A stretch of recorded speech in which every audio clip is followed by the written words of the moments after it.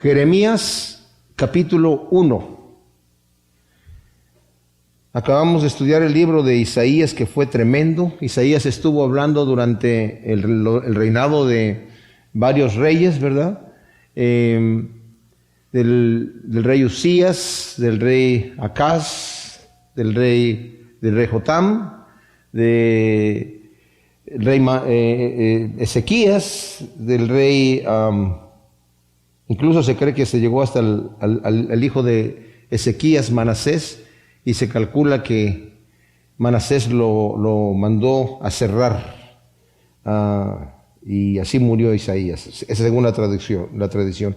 Pero él estuvo profetizando en la época cuando el pueblo de Israel, y ustedes saben que el reino estaba dividido en dos después de una guerra que hubo, y estaba el reino del norte que se llamaba Israel, y estaba el reinado del sur que se llamaba Judá. Y los profetas profetizaron, Isaías era uno de ellos, profetizando al reinado del norte que si no se arrepentían de sus pecados iban a ser dispersados, y ellos, confiando en que tenían muchas riquezas y que todo les iba bien, no escuchaban a Isaías e incluso le dijeron: ya estamos cansados de que tú estés repite y repite. ¿Qué crees, que somos niños que no entendemos? Estás diciendo lo mismo, hasta que llegaron los asirios y se los llevaron terriblemente. Pero Judá no aprendió la lección. Isaías todavía estuvo profetizando: si ustedes no se arrepienten, van a venir los caldeos de Babilonia y se los van a llevar. Babilonia todavía no era nación en el momento que estaba Isaías allí, ¿verdad? Y no le creían. Asiria, que era la potencia mundial, se había llevado al reinado del norte, y después, durante el reinado de Ezequías, ya lo vimos que el Señor destruyó al ejército poderoso de Asiria, y de ahí Asiria ya no se levantó más, y empezó a levantarse Babilonia, pero eso ya no lo vive Isaías. Ahora, unos 60 o 70 años más tarde, viene Jeremías, y Jeremías viene en una época en donde, al final del reinado de Judá, en donde el reinado de Judá va a ser destruido, y va a ser llevado y conquistado por los caldeos, por Nabucodonosor de Babilonia. Pero ellos, igual de necios, igual pensando: nosotros estamos bien, somos ricos, porque Dios los seguía bendiciendo. Cuando un rey se levantaba en contra de Dios, el Señor traía a los enemigos y el reinado se empobrecía. Pero cuando venía algún rey bueno, el Señor bendecía el reinado y el reinado se enriquecía. Pero eso no quiere decir, mis amados, que el corazón de la gente cambiaba. Jeremías sufre ese problema, porque en el momento de Jeremías va a venir un rey, justamente que nos va a decir aquí, ¿verdad? Que Josías, que fue un rey que se arrepintió, entró joven, un rey que entró muy joven al reinado, y mandó traer, encontraron el libro de la ley en el templo, porque mandó limpiar el templo, porque su padre hizo lo malo delante de Dios, solamente reinó 2 años, ¿verdad? Y fue destruido. Entonces entró su hijo, él quiso hacer lo bueno delante de Dios y mandó restaurar nuevamente. Tuvieron que limpiar, reparar el templo, y encontraron el libro de la ley y se lo trajeron al rey. Se cree que la parte que había en el libro de la ley era el libro de Deuteronomio, en donde están las bendiciones y las maldiciones, las bendiciones si el pueblo obedece, y las maldiciones si el pueblo no obedece. Y cuando escucha las maldiciones del pueblo no obedeciendo, se rasgó las vestiduras y dijo: ¿qué va a pasar aquí? Hemos pecado. E indaga, manda llamar que investiguen. Y es la tía de Jeremías, que era profetisa, la que da la profecía y dice: ciertamente el Señor dice, sí, voy a destruir a Judá, ya no me voy a arrepentir de mi juicio. Esto viene porque sí o sí. La maldad ha sido pero como tú, rey Josías, te has enternecido y te has humillado delante de mí, yo te voy a reunir con tus padres y no vas a ver todo este mal, pero el juicio viene. Pudiéramos pensar que, como era joven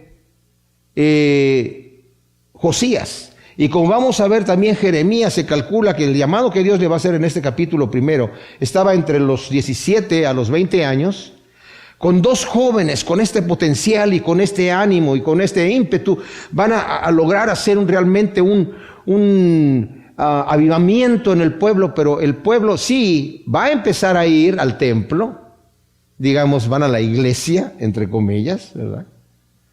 Y van a cantar los cantos, pero el Señor les va a decir, pero su corazón está lejos de mí. En sus corazones están todavía allá en el mundo. Todo lo están haciendo superficialmente y no hubo un verdadero cambio en el corazón de la gente. Y al final del libro de Jeremías vemos que ya después que viene la destrucción total, le dicen a Jeremías, el capitán del ejército de los caldeos, ¿qué quieres hacer? ¿Quieres venirte con nosotros a Babilonia o te quieres quedar aquí? Te damos libertad de que hagas lo que tú quieras. Incluso le dieron un presente, no sé qué presente le dieron, pero tú tranquilo, ¿verdad? A ti te respetamos, haz lo que tú quieras hacer. Y él se queda allí y ellos se quieren ir a Egipto y les dice Jeremías que no lo hagan y dice, bueno, consulta a Dios y lo que Dios te diga que eso vamos a hacer. Y consulta al Señor y el Señor le dice que no se vayan a Egipto. Si se quedan ahí los va a bendecir, pero si se van a Egipto se van a morir. Dice, el Señor me dijo que les dijera que no se vayan a Egipto. Ah, pues sí, nos vamos a Egipto. Imagínense ustedes. Y Jeremías se va con ellos a Egipto. Y allá, según la tradición, no se sabe, según la tradición, lo matan, apedreado. Tremenda cosa. Jeremías se cree, su nombre significa Yahvé exalta. Nació en el año 654 a.C., de una familia de sacerdotes. Profetizó por un periodo de 40 años más o menos. Y si leemos el primer versículo nos dice, palabra de Jeremías, hijo de Hilcías. En mi Biblia dice Ben Hilcías, que es, el Ben quiere decir hijo de, pero no siempre que dice la Biblia hijo de, depende de la palabra que utilicen en el hebreo, es hijo o nieto o bisnieto o descendiente de. En este caso la palabra Ben significa que es hijo directo, ¿verdad? Palabra de Jeremías, hijo directo de Hilcías, uno de los sacerdotes que habitaban en Ananot, en tierra de Benjamín. Hilcías nos dice en 2 de Reyes 22:4, hay un sumo sacerdote en esta época que se llama Hilcías. Hay muy buenas razones para pensar que era el padre de Jeremías. Y vivían, dice aquí, habitaban en Ananot. Ananot era una ciudad de sacerdotes, según lo vemos en la repartición de las tierras y de las ciudades en Josué, capítulo 21, versículo 18. Era una ciudad de sacerdotes. Los sacerdotes no tenían territorio en sí, digamos, a ellos no les tocó territorio como les tocó a las demás tribus. Les tocó ciudades. Y dentro de cada ciudad les daban una cierta cantidad de terreno para que sus ganados estuvieran ahí, pero no tanto para trabajarlo, sino solamente para que tuvieran un lugar en donde vivir con su territorio más o menos grande, ¿verdad? Pero era una ciudad, se imaginan ustedes, Isaías está viviendo en una ciudad rodeado de sacerdotes, o sea, dentro de un ambiente, se supone, más o menos bueno. Pero el pueblo estaba pero tan depravado, que si ustedes leen el versículo 18 de este mismo capítulo dice, porque aquí yo mismo te pongo hoy como ciudad fortificada, como columna de hierro y como muro de bronce, contra toda la tierra, contra los reyes de Judá, contra sus príncipes, contra sus sacerdotes y contra el pueblo de la tierra. O sea, ¿por qué contra los sacerdotes? Porque había sacerdotes que no estaban sirviendo a Dios. De hecho, cuando vemos nosotros a Acaz, padre de Ezequías, que era un rey malvado, pero extremadamente malvado, cerró el templo e hizo que el altar que estaba del Señor allí, lo movieran de allí y lo pusieran en una esquina para consultar él mismo a sus dioses. Y mandó poner otro altar allí. Y todos esos arreglos que se hicieron en la casa de Yahvé, los mandó decir Acaz estaba con el rey de Asiria en Damasco, y desde allá mandó decir al sumo sacerdote que hiciera todos estos cambios, y el sumo sacerdote, en vez de decir, no señor, yo soy el sumo sacerdote y ese es el templo de Yahvé y aquí no se hacen esas porquerías, hizo lo que el rey quisiera. A lo que voy es que no por el hecho de que eran sacerdotes estaban bien delante de Dios. Pero ahí está, de alguna manera, Jeremías en una ciudad de sacerdotes en la tierra de Benjamín, el cual recibió palabra de Yahvé en los días de Josías, hijo de Amón, rey de Judá, en el año 13º de su reino, y también en los días de Joacim, hijo de Josías, rey de Judá, y hasta el fin del 11º año de Sedequías, hijo de Josías, rey de Judá, es decir, hasta la deportación de Jerusalén en el mes quinto. Ahora, en los días de Josías, hijo de Amón.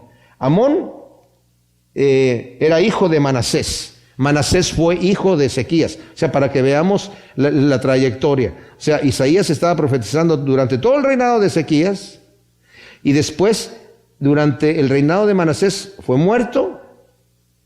Manasés tiene un hijo que se llama, ¿cómo se llama? ¿Cómo dije yo? Amón, que fue un rey malvado. Duró solamente 2 años, y después viene Josías. Josías es cuando hace como dije yo, encuentran el rollo, ¿verdad? Después de un tiempo que está él reinando ahí, encuentran el rollo de la ley y rasga tus vestiduras y todo esto pasa allí. Entonces, Manasés hizo lo malo a los ojos del Señor, reinó 2 años y murió, como dije yo, asesinado por sus siervos. Esto está en 2 de Crónicas 33, del 22 al 24. Este fue Amón, el hijo de Manasés, padre de Josías. Josías comenzó a reinar a los 8 años y reinó por 31 años. Hizo lo recto ante Yahvé, restaurando la adoración a Yahvé. Celebró la más grande fiesta de Pascua. Y cuando el Señor le dijo, yo te voy a llevar conmigo, la Biblia nos dice en 2 de Reyes 22 y 23, capítulo 22 y 23, que él salió a pelear contra Faraón Necao, que iba a pelear en Carquemis contra Nabucodonosor. Y cuando lo vio Faraón le dice, ¿qué tengo yo que ver contigo, rey de Judá? Regrésate a tu tierra, porque a mí Dios me mandó a pelear contra el rey de Babilonia. Pero él no quiso escuchar, sino que se disfrazó y salió a la guerra para pelear, y lo hirieron y murió. Así fue como el Señor se lo llevó, para que no viera el mal que iba a venir, ¿verdad? O sea, era la manera en que el Señor se lo iba a llevar. Ahora el versículo 3 que vimos dice que también en los días de Joacim, hijo de Josías, rey de Judá, y hasta el fin del 11º año de Sedequías, hijo de Josías, rey de Judá, es decir, hasta la deportación de Jerusalén en el mes quinto. Aquí Jeremías solo menciona a los reyes más destacados, ya que no menciona a Joacás, que solamente reinó 3 meses y fue muerto por el rey de Egipto. Y tampoco menciona a Joaquín, hijo de Joacim, que comenzó a reinar de 8 años de edad e hizo lo malo ante Yahvé, y solo reinó por 3 meses y 10 días, y después se lo llevaron cautivo a Babilonia, según nos dice 2 de Crónicas 36, del 1 al 10. Cuando nosotros vemos este tipo de crónicas, a veces se saltan nombres que son no realmente importantes para lo que está pasando aquí, y 2 reyes que reinaron por 3 meses, pues no los menciona en este caso aquí en el libro de Jeremías. ¿Ok? Sedequías fue el último rey de Judá.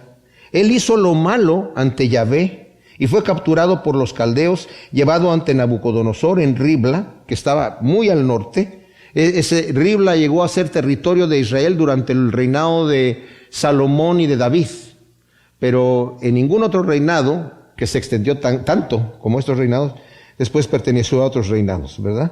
Y después de haber visto, el profeta Jeremías le dijo que se rindiera. A Sedequías lo dejaron como rey Nabucodonosor, pero se rebeló. Y había un conflicto. Todo esto está en el libro de Jeremías. Lo vamos a llegar a ver allí, ¿verdad? Este rey le decía a Jeremías, a ver, dime qué es lo que va a pasar. Pues lo que va a pasar es que si tú te rindes a los caldeos, les va a ir bien. A Jeremías lo veían como un traidor. ¿Cómo este hombre quiere que nos rindamos a nuestro enemigo? Dice que nos vamos a morir. Mátalo, le decían al rey, mata a este hombre, porque está haciendo que el ejército se desanime. Y lo hicieron pasar unas torturas tremendas. Ningún otro profeta sufrió lo que sufrió Jeremías, mis amados. Ningún otro profeta. Por eso Rembrandt en su cuadro lo presenta, ¿verdad? Realmente como era, le llaman el profeta llorón, no porque fuera un tipo que estaba llorando todo el tiempo, simple y sencillamente porque veía la destrucción. Es triste ver una nación morir. Y más triste cuando el Señor te está dando un mensaje para que lo des. En otras palabras, le está diciendo a Jeremías, ya te estoy llamando para que lleves un mensaje, a ver si te escuchan. Pero ¿sabes qué, Jeremías? La verdad es que no te van a escuchar. Pero tú tienes que hablarlo. Nadie se va a arrepentir. Nadie te va a seguir. Imagínense un ministerio que ya de antemano el Señor te está diciendo, este ministerio que tú tienes no va a tener fruto, pero hazlo. Tienes que hacerlo. Tienes que hacerlo. Porque dentro de la justicia de Dios tiene que venir, el Señor es fiel. El Señor es fiel.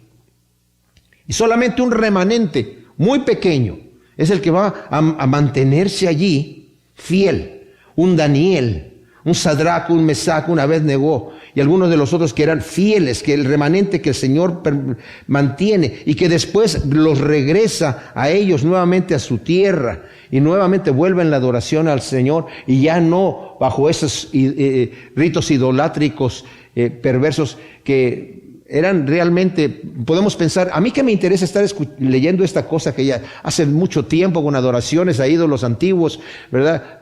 Ya arcaicos que ya no tienen nada que ver. No, mis amados, es que es lo mismo que está pasando aquí.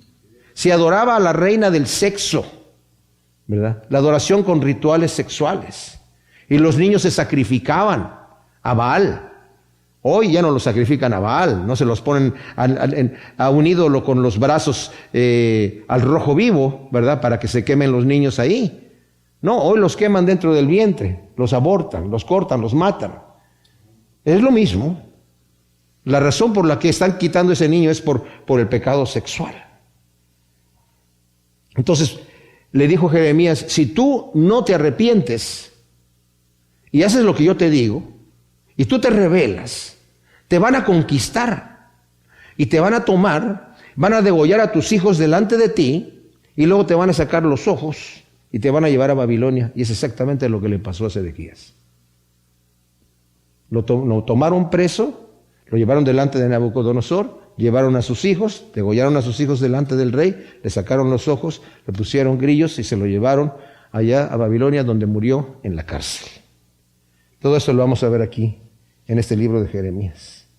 Entonces, está diciendo aquí, las profecías de él es hasta la deportación de Babilonia, nos dice en el versículo 3. Y luego dice, vino a mí palabra de Yahvé diciendo. Vino palabra de Yahvé diciendo. ¿Cómo vino la palabra de Yahvé a Jeremías? ¿Cómo nos habla el Señor? ¿Cómo le habrá hablado a Jeremías? Bueno, yo me imagino que no le habló de la misma manera todo el tiempo. En este caso pudo haber sido que haya sido por voz audible. A mí personalmente Dios nunca me ha hablado con voz audible.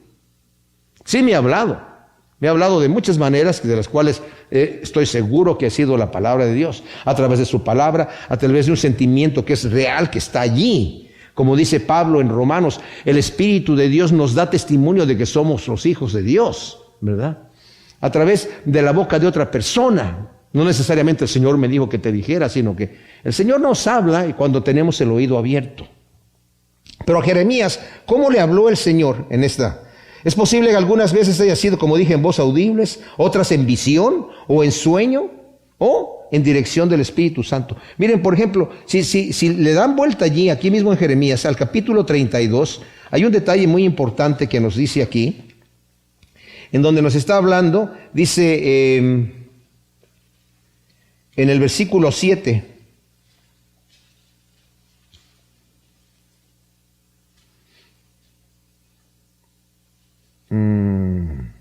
mira, Hanamel, hijo de tu tío Salum, viene para decirte, cómprame mi heredad que está en Ananot, porque tú tienes el derecho de redención para comprarla. Ahora, Jeremías en este momento, ¿saben qué? Está preso. Está preso por el rey Sedequías. Y le están y ya sabe Jeremías que viene la conquista de Babilonia y van a perder todo el territorio. Pero viene este hombre a decirle, le dice el Señor, ¿verdad? Viene, cómprame mi heredad que está en Ananot porque tú tienes el derecho de redención para comprarla. O sea, el versículo 6, dijo pues Jeremías, la palabra de Yahvé vino a mí diciendo, ¿ok? ¿Cómo le vino diciendo el Señor esto? Y conforme a la palabra de Yahvé, Hanamael, hijo de mi tío, vino a mí al atrio de la guardia y me dijo, te ruego que compres la heredad que está en Ananot, en la tierra de Benjamín, porque el derecho de heredad es tuyo y a ti te corresponde el rescate para comprarla para ti. Fíjense lo que dice ahí. Y yo comprendí que era palabra de Yahvé. O sea, que él tuvo el sentimiento, de alguna manera sintió que el Señor le estaba diciendo, no con una voz audible, va a venir a ti esto, sino, dice, y ya cuando llega este pariente y le dice, cómprame la heredad, ¿verdad? Porque a ti te corresponde. Entonces entendí que sí era palabra de Dios. ¿Sí me explico? O sea que ahí hubo una confirmación. Pero Dios, ¿cómo nos habla a nosotros? Sobre todo, mis hermanos, sobre todo por la palabra escrita. Cuando estamos leyendo la Escritura. Muchas veces nos salta un versículo y sabemos que es para nosotros, ¿verdad? Y dice, antes que te formara, dice, vino a mí palabra de Yahvé, pues, diciendo, antes que te formara en el vientre te conocí, y antes que salieras de la matriz te consagré, te di por profeta a las naciones. En el llamamiento a Jeremías, mis amados, le informa al Señor que lo ha consagrado, estando aún en el vientre de su madre, como a Sansón, como a Juan el Bautista. Vemos a Sansón en Jueces 13. A Juan el Bautista en Lucas 1 del 13 al 17 dice, en el caso de Sansón le dicen a la madre de Sansón, tú no vas a quedar encinta, era estéril, vas a quedar encinta, no beberás vino ni sidra, porque tu hijo va a ser consagrado desde el vientre, y él tampoco va a beber vino ni sidra, ni se va a cortar el pelo, porque va a ser un voto de nazarerato, pero desde el vientre. A Elizabeth, la madre de Juan el Bautista, también está consagrado y fue lleno del Espíritu Santo desde el vientre. Eso es importantísimo, mis amados. Dice, te conocí, te consagré, te di. Dios, siendo omnisciente, nos ha elegido desde antes de la fundación del mundo y ha preparado obras para que andemos en ellas, según nos dice Efesios 1:4, que nos eligió desde antes de la fundación del mundo. Efesios 1:4, y en Efesios 2:10 dice que somos hechura suya, creado para buenas obras que Él preparó de antemano para que andemos en ellas. O sea, el Señor no solamente nos escogió, sino que ha preparado un camino para que nosotros andemos, si somos fieles al llamado de Dios, mis amados. Eso es tremendo, porque el Señor es omnisciente, sabe todas las cosas antes de que sucedan. Ahora, ¿cuándo comienza la existencia del ser humano como tal? Porque en nuestra cultura hoy en día dicen que mientras el niño no ha nacido, es un tejido. Les tengo una noticia, no es así. ¿Cuándo comienza la existencia del ser humano? En el momento de la concepción. En el momento cuando el esperma se une al huevo y se crea la célula. En ese momento. Ahora no empecemos a pensar, bueno, a los cuántos meses ya tiene alma y a los cuántos meses ya tiene espíritu. Mis amados, desde el momento de la concepción, el Señor ya está allí, ya está hecho el asunto, ¿verdad? Y desde ese momento, cuando el Señor ha escogido, dice, desde el vientre de tu madre, desde ese momento yo te consagré, desde ese momento. Lo que el hombre diga, no vale un peso. Y por eso tienen la libertad, ¿verdad?, de abortarlos. Como dije yo, ya no los sacrifican a Baal, pero los abortan pensando, es tejido de la madre. No, Señor, no es tejido de la madre, es un ser independiente. ¿Cómo pueden pensar eso acerca del ser humano y no lo piensan acerca de los animales? Ustedes saben que aquí en Estados Unidos es una pena grandísima destruir un huevo de una águila. No ha nacido el águila. Y ni siquiera, aunque el huevo no esté fecundado, potencialmente estuvo allí, pues no sabemos si está fecundado o no. ¿Y cómo lo hacen para un huevo y no lo hacen para el ser humano? Por deshonestidad e hipocresía, ¿verdad? Pero ¿saben qué? Viene un día de pago. y el Señor pagará a cada uno conforme a sus obras. En el versículo 6 del capítulo 1 de Jeremías, vemos que el Señor está haciendo un llamado a Jeremías. Desde el versículo 4 dice: vino a mí palabra de Yahvé diciendo: antes que te formara en el vientre te conocí, y antes que salieras de la matriz te consagré, te di por profeta a las naciones. Dice, mientras estabas en el vientre de tu madre te conocí, antes de que salieras te consagré y te di por profeta a las naciones. Todavía no habías nacido, yo te conocí, te consagré y te di. Ya tenía un propósito. Esto es interesante. ¿Cómo el Señor le está hablando a Jeremías de esta manera? Porque Jeremías en su juventud, en aquel entonces no es como ahora, mis amados, la cultura.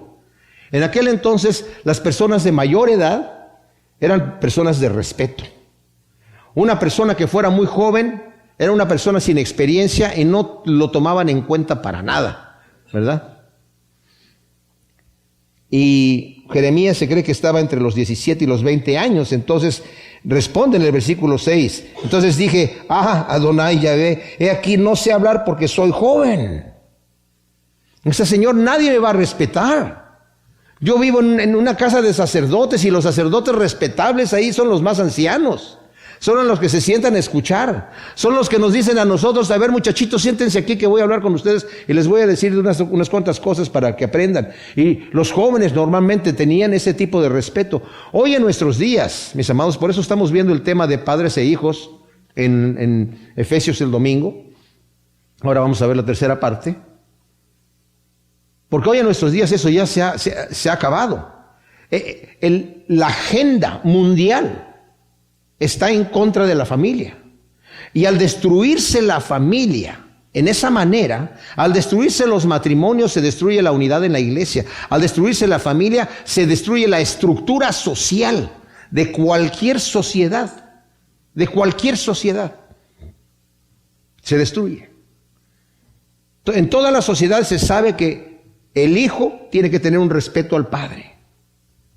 Los jóvenes tienen que tener un respeto a los mayores. No que digan estos viejos, ¿verdad? O que estén diciendo, las nuevas, desde los 60 las canciones decían eso, ¿verdad? Este es un nuevo mover, es un nuevo movimiento. Tus caminos ya son viejos. Si no das la mano, hazte a un lado, porque nosotros vamos a seguir corriendo en un nuevo camino. Es algo nuevo que está pasando. Y todo esto viene de la filosofía de Nietzsche, que dijo: las enseñanzas de este libro son arcaicas, antiguas, dominantes, hechas por hombres que quieren sacar ventaja de los demás. Las enseñanzas de este libro, la Biblia. Así que olvídate de lo que dice ese libro. Piensa lo que tú quieras. Lo que es bueno para ti es bueno para ti. Lo que es malo para ti es malo para ti. Crea ese hombre nuevo. Crea ese hombre nuevo en ti. Y esa filosofía ha entrado en nuestras escuelas desde hace tiempo. ¿Y qué ha creado? A través del humanismo, ha creado a gente que no tiene respeto de nada. No hay respeto a ningún tipo de autoridad. A ningún tipo de autoridad. Y es el caos. Y por eso nuestra sociedad está como está. Entonces, dice: ay, Señor, soy joven. Pero el Señor, fíjense lo que les dice el versículo 7. Me dijo Yahvé: no digas soy joven, a donde quiera que te envíe irás, y todo lo que te mande dirás.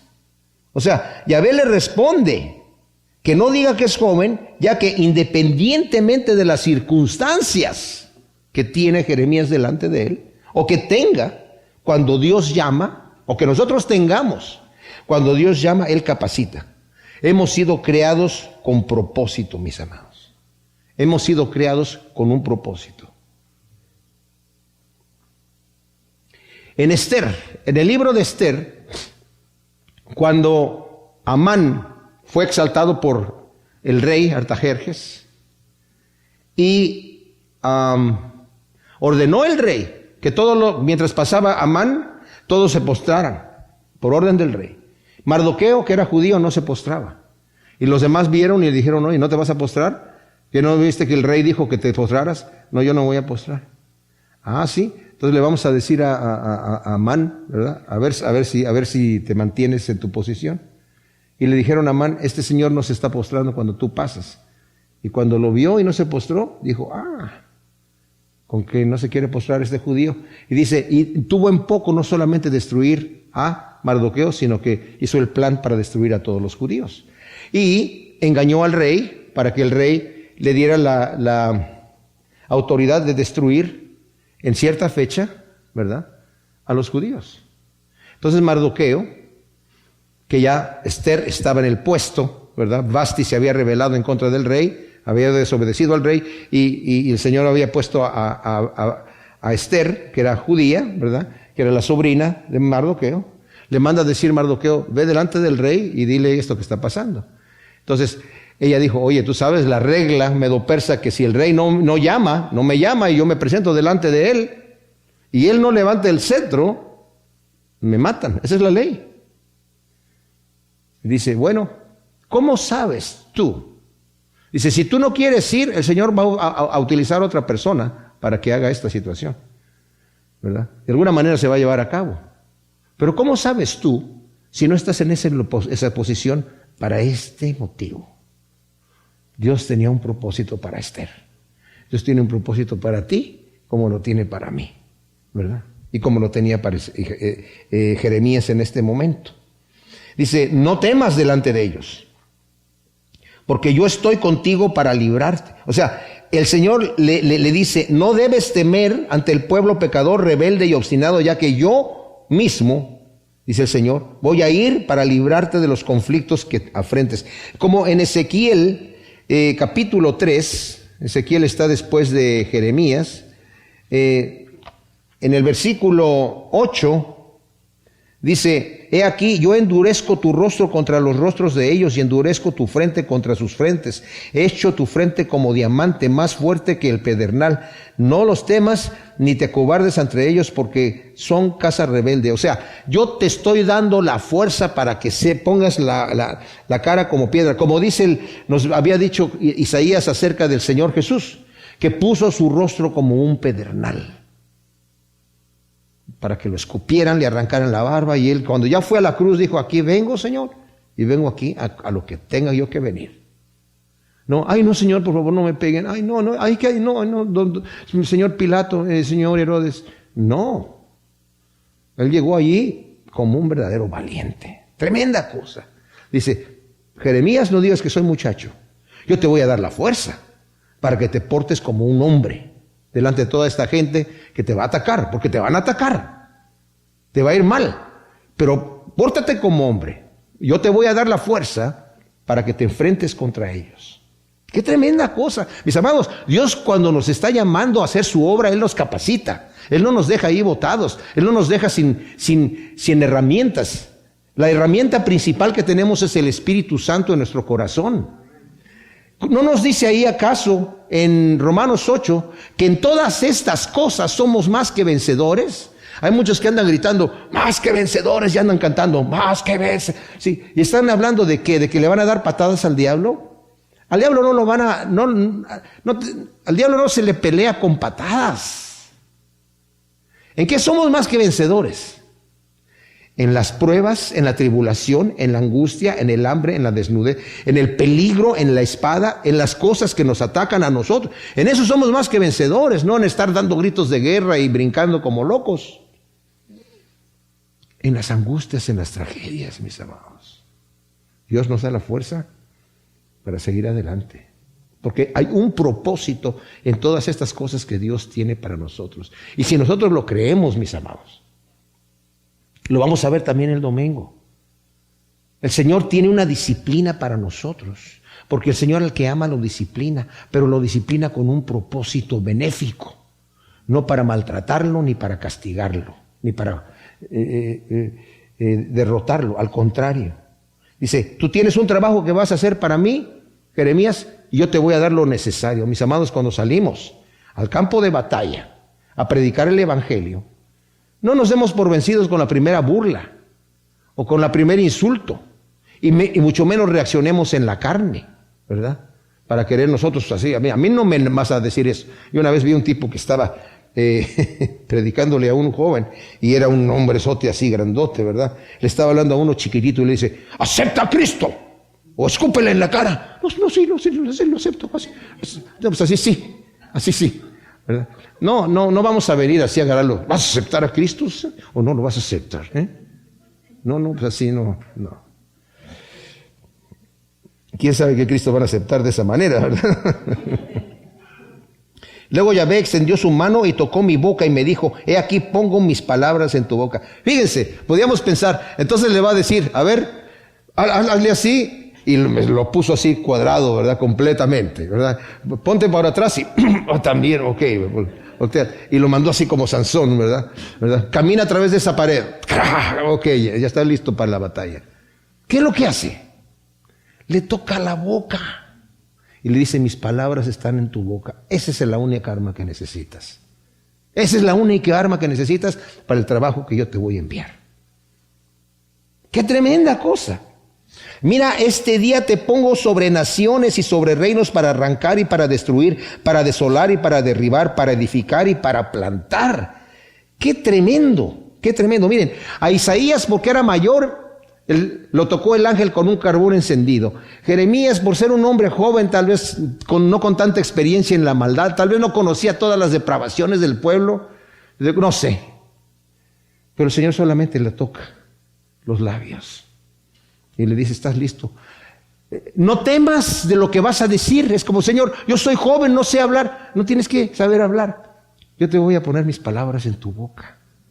No tienes que ser un erudito en la Biblia para poder hablar de Cristo. Yo te voy a poner las palabras que vas a decir cuando compartas de mí delante de la gente. ¿Y no es así acaso? Cuando estamos compartiendo acerca del Evangelio con otras personas, de repente nos regresamos y decimos, ¿de dónde me salió todo eso que me salió? El Señor te lo puso en el corazón. Y muchas veces decimos cosas que la persona se queda, ¿y cómo sabe lo que yo estoy pasando? ¿Cómo sabe? ¡Wow! Pero bueno, le dice, este versículo 10 es tremendo. En este día te pongo sobre naciones y reinos para arrancar, para destruir, para desolar y para derribar y para edificar y para plantar. El llamado de Jeremías es arrancar y destruir lo que ya es irreparable, que está tan infectado y cuarteado como una casa que ha pasado por un terremoto, que hay que derribarlo y arrancarlo antes de plantar y construir. Ahora, es muy peligroso atribuir a todo llamado el ministerio del llamado especial de Jeremías, ya que hay ocasiones en donde solamente hay que tirar la semilla, como el sembrador que salió a sembrar. Él no se puso a arrancar ninguna cosa, porque parte de la semilla cayó en pedregales y parte de la semilla cayó entre espinos, y no dijo, hay estas piedras, hay que limpiar estas piedras aquí, y esos espinos, ¿para qué están aquí? Mejor hay que quitar. Él, incluso junto al camino. El llamado de Jeremías es un llamado específico, porque hay gente que lo ha tomado para sí. Ahora, necesitamos tener discernimiento, porque a menos que Dios nos haga ver lo contrario, en donde Dios nos lleve a un lugar y diga, aquí hay que arrancar toda la maleza que está allí, porque ahí no va a entrar ninguna semilla, entonces sí. Pero a veces el Señor simple y sencillamente nos manda. ¿A qué voy? Yo conocí a un pastor que decía, hay que hablar en contra de todas las religiones falsas que están aquí para poder predicar a Cristo. Muchas veces solamente hay que llegar con el amor de Cristo. Y eso disipa lo demás. Pero aquí ya no era suficiente, el daño era tal que el Señor le dijo a Jeremías, yo te estoy mandando primero a destruir. ¿Qué es lo que va a hacer? Las profecías de Jeremías van a ser amenazas de destrucción del pueblo rebelde y obstinado. Pero va también a traer un mensaje de edificación mesiánica para un remanente que queda. ¿Ok? Entonces, la construcción viene para el remanente que queda, pero la destrucción para el pueblo rebelde y obstinado. Lo dice el versículo 11. Vino a mí palabra de Yahvé diciendo, ¿qué ves, Jeremías? Veo una vara de almendro. Me dijo, bien, has visto, porque yo vigilo sobre mi palabra para que se cumpla. Esto de vino a mí palabra de Yahvé diciendo, lo vamos a estar viendo muchas veces, lo repite y lo repite, es una frase que se repite muchas veces en el libro de Jeremías. Y cuando le dice, veo una vara de almendro, en la tierra de Ananot, que es la actual Anata, hay muchos almendros. No quiere decir que simplemente estaba Jeremías ahí y de repente, ¿qué ves, Jeremías? Pues una vara de almendro, porque aquí hay muchos almendros. Pudiera haber sido, o pudo haber tenido una visión, yo no sé. O simplemente estaba una vara de almendro enfrente de él, porque había muchos almendros en ese lugar. Ahora, el almendro es el primer árbol en despertar, porque el Señor le dice, vino mi palabra de Yahvé diciendo, ¿qué ves, Jeremías? Veo una vara de almendro. Bien has visto, porque yo vigilo sobre mi palabra para que se cumpla. ¿Qué tiene que ver la vara de almendro con el que el Señor esté vigilando que su palabra se cumpla? Es un juego de palabras que el Señor está utilizando aquí. El almendro es el primer árbol que florece, que despierta después del invierno. Y el primero que florece, el primero. Entonces, en hebreo, el nombre del almendro es shaked, que significa despertarse o estar en vela o vigilante. O sea, es que el almendro es el que despierta, ¿verdad? El que vigila que ya entre la primavera. Es el nombre que tiene en hebreo. ¿Qué ves? Veo un vigilante. O sea, el nombre del árbol. ¿Me explico? Y por eso dice el Señor, sí, porque yo vigilo que mi palabra se cumpla. Y la palabra que el Señor utiliza, o sea, en hebreo, almendro es shaked, y cuando el Señor dice, yo vigilo, usa la palabra shoked, que es la misma palabra, pero en verbo, ¿verdad? Porque sabemos que, como dijo el Señor, el cielo y la tierra pasarán, pero mi palabra no pasará, lo dice en Mateo 24:35. Y vino a mí palabra de Yahvé, versículo 13. Por segunda vez diciendo, ¿qué ves? Veo un caldero hirviendo que se vuelca desde el norte. Entonces me dijo Yahvé, del norte se derramará la desgracia sobre todos los habitantes de la tierra, porque he aquí, yo convoco a todas las tribus de los reinos del norte, dice Yahvé, y vendrán y pondrán cada uno su trono a la entrada de las puertas de Jerusalén, así contra sus muros en derredor, como contra todas las ciudades de Judá, y pronunciaré mis sentencias contra ellos a causa de toda su maldad, porque me abandonaron, quemaron incienso a dioses extraños y se postraron ante las obras de sus propias manos. ¡Wow! Tremenda cosa, mis amados.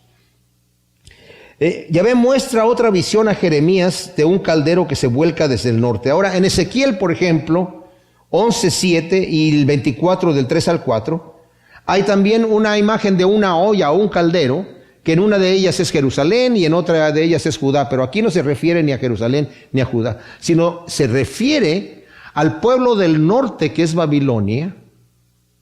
Dice, donde el Señor dice, se va a derramar y viene el juicio. Vimos ya anteriormente, mis amados, que el Señor utilizaba a los enemigos de Israel para castigarlos. Él se los había dicho en Deuteronomio.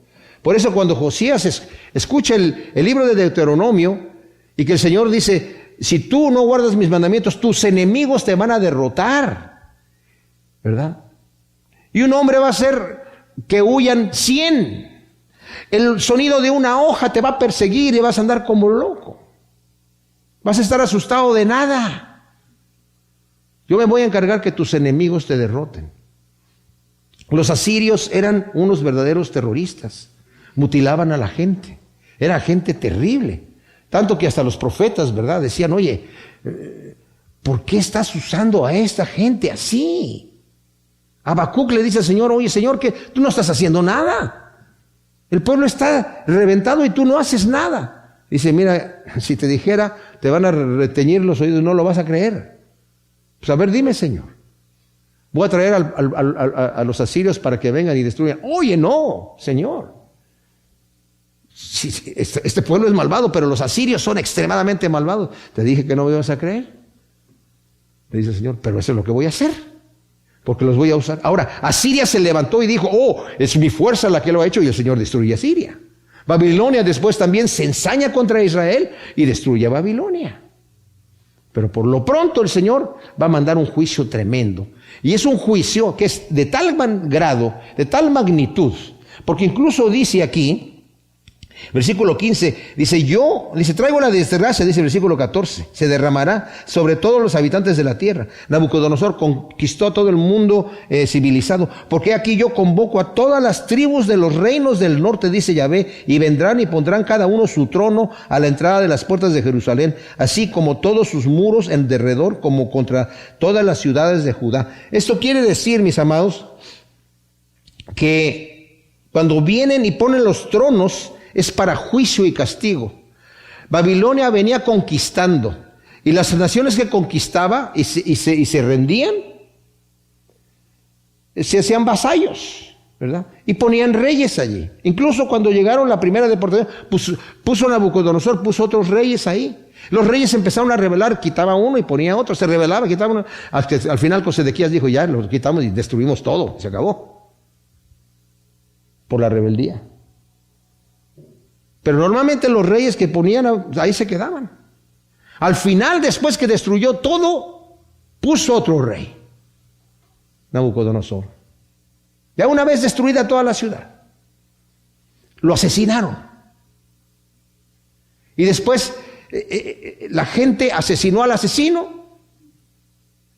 Y luego todos dijeron, vámonos a Egipto. Era cuando Jeremías, les dije yo que Jeremías les dijo, no se vayan a Egipto. Bueno, consulta a Yahvé a ver qué te dice y haremos lo que él diga. Él dice que no se vayan a Egipto. Ah, no, sí, nos vamos a ir a Egipto. Y se fueron a Egipto. Y eso lo vamos a ver más adelante. Pero es terrible. Entonces dice el Señor, voy a poner a esos reyes ahí, tanto los que venían con vasallos ya conquistados, todos ellos a juicio, a derrotar, en contra, a acabar. Esa es una profecía de completo juicio, ¿verdad? Un destrozo total. Juicio implacable de parte de Dios.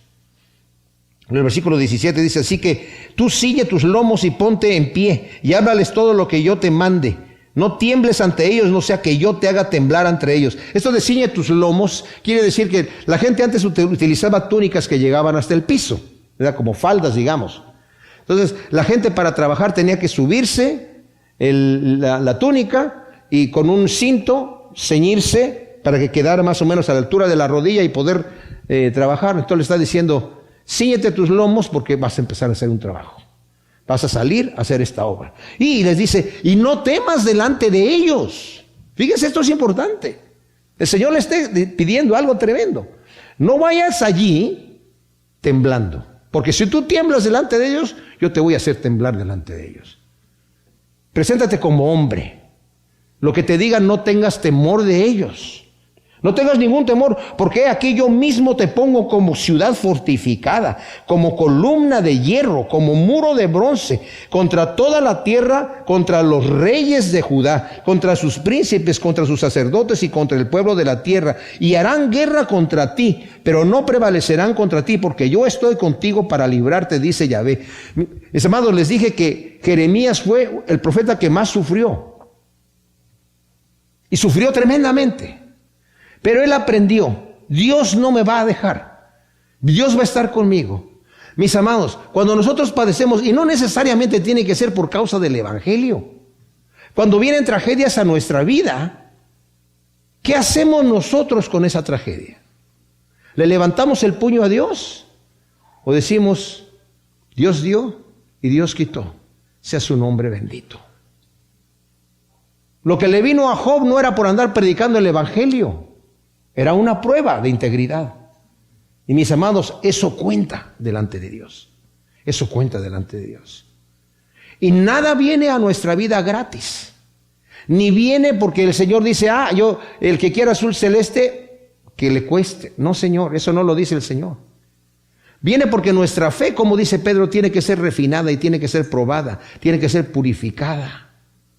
Y como la fe de Abraham, que era el padre de la fe, ya había creído en la promesa de Dios y su fe le había sido contado con justicia, todavía el Señor le pide que ofrezca a su hijo en sacrificio y va a ofrecerlo. El ángel le detiene la mano y le dice, no, necesario que hagas eso. Dios ya sabe que le amas y no le has negado a tu hijo. Y dice el Señor, por cuanto eso hiciste, Abraham, juro por mí mismo que te bendeciré. Juro por mí mismo que te bendeciré grandemente. O sea, la fe de Abraham ahí todavía creció más. Dios tiene un plan perfecto para cada uno de nosotros, mis amados. Y este libro de Jeremías nos va a hacer pasar por el fuego un poquito, pero para ayudarnos a pasar por el fuego nosotros en nuestras circunstancias cotidianas. Gracias, Señor, te damos por tu palabra. Te pedimos que tú siembres todas estas semillas en nuestro corazón para que produzcan su fruto a 100 por uno. En el nombre de Cristo. Amén.